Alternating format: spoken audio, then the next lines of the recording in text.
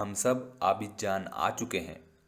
प्रिय सद्गुरु, मिट्टी और भूमि संरक्षण पर दुनिया की प्रमुख आवाज़ों और रहनुमाओं में से एक, आज के दिन और युग में इनका यहाँ होना, आपका यहाँ होना बहुत ही अद्भुत है। हम आपका स्वागत करते हैं। नमस्कारम और हर किसी को सुप्रभात। तो मुझे यहाँ मौजूद सम्मानित श्रोताओं से उन सभी डराने वाले आंकड़ों के बारे में बात करने की ज़रूरत नहीं है जो हमारी ज़मीन और मिट्टी में हो रहे नकारात्मक परिवर्तनों के बारे में है, लेकिन एक समाधान के रूप में निश्चित ही समाधान में कई बारीकियां और बहुत महत्वपूर्ण पहलू शामिल हैं जो गिनती या जटिलता में कम नहीं। लेकिन मुझे लगता है कि अगर हम कुछ हासिल करना चाहते हैं तो सबसे महत्वपूर्ण ये है, जैसा हमने इतने सारे सम्मेलनों के बाद जाना है, एक ऐसा सम्मेलन जिससे सकारात्मक और निर्णायक परिणाम निकले, वह था 1987 का मॉन्ट्रियल प्रोटोकॉल, जहां हमने ओजोन परत में आए छेदों पर ध्यान केंद्रित किया और मोटे तौर पर एक बिंदु आधारित कार्रवाई से इसे ठीक कर लिया। मेरा विचार है कि अब समय आ गया है कि मिट्टी के लिए ऐसी ही कार्रवाई की आवश्यकता है। मिट्टी को बाकी सारे मुद्दों से अलग करते हुए, हालांकि वे मुद्दे सार्थक और महत्वपूर्ण हैं, ये ज़रूरी है कि हम मिट्टी को दूसरे पहलुओं से अलग करें, क्योंकि ये सारे मुद्दे हमारे जीवन के लिए केवल तभी तक सार्थक हैं जब तक मिट्टी जीवित है। तो हम क्या कर सकते हैं? मेरे विचार से सबसे महत्वपूर्ण है उसमें भोजन डालना, सूक्ष्म जीवों के लिए, जो कि सभी जीवन का आधार है। वहां भोजन डालने का अर्थ है जैविक सामग्री को बढ़ाना। यदि आप पूरी दुनिया में देखें तो किसी भी देश में ये 3%, जो कि कम से कम जरूरी मात्रा है, जितनी भी नहीं है, किसी एक देश में भी नहीं। तो हम ये लक्ष्य क्यों नहीं रख सकते?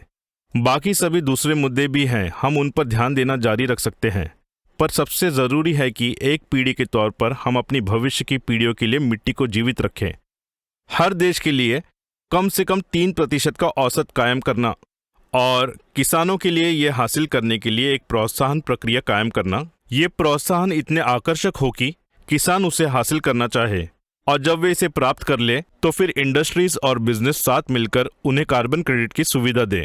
ये किसानों के लिए प्रोत्साहन का दूसरा स्तर होगा। और प्रोत्साहन का तीसरा स्तर यह हो कि खाद्य पदार्थों को केवल जैविक लेबल करने के बजाय, जैसे कि दूसरे भोजन अजैविक हो, ऐसा नहीं है। और ये काफ़ी मुश्किल है। खाद और कीटनाशक की मात्रा को नापने के लिए लैब की पूरी प्रक्रिया लगती है।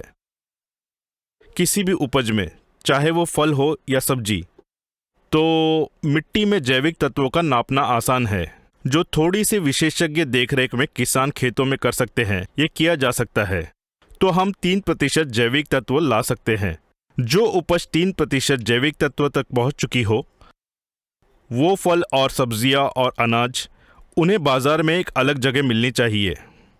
यदि उन्हें अलग जगह मिलती है, ये बताने के लिए पर्याप्त वैज्ञानिक जानकारी है कि यदि एक खेत में 3% जैविक तत्व है तो कौन से सूक्ष्म पोषक तत्व भोजन में होंगे, इससे कौन से स्वास्थ्य लाभ होंगे और बीमारियों से बचने में क्या लाभ होंगे।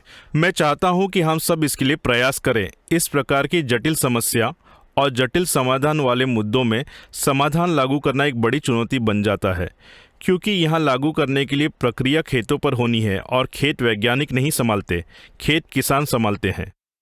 तो ये बहुत महत्वपूर्ण है कि एक बिंदु आधारित एजेंडा होना चाहिए, प्रोत्साहन आधारित एजेंडा, प्रेरणा, प्रोत्साहन और कुछ समय बाद हतोत्साहन आधारित प्रक्रिया। यही समाधान का रास्ता है। आप सभी से मेरी ये अपील है, क्योंकि मैं नहीं चाहता कि एक COP15 भी ऐसे सम्मेलन की तरह खत्म हो जाए जिसमें दस्तावेजों के अलावा कुछ सार्थक हासिल नहीं होता। इसे एक ठोस समाधान के साथ समाप्त होना चाहिए, ऐसा समाधान जिसे लागू किया जा सके। ये समाधान लागू किया जा सकता है और कुछ ही सालों में हम एक बड़ा बदलाव देख सकते हैं। मुझे यहाँ आमंत्रित करने के लिए बहुत बहुत धन्यवाद।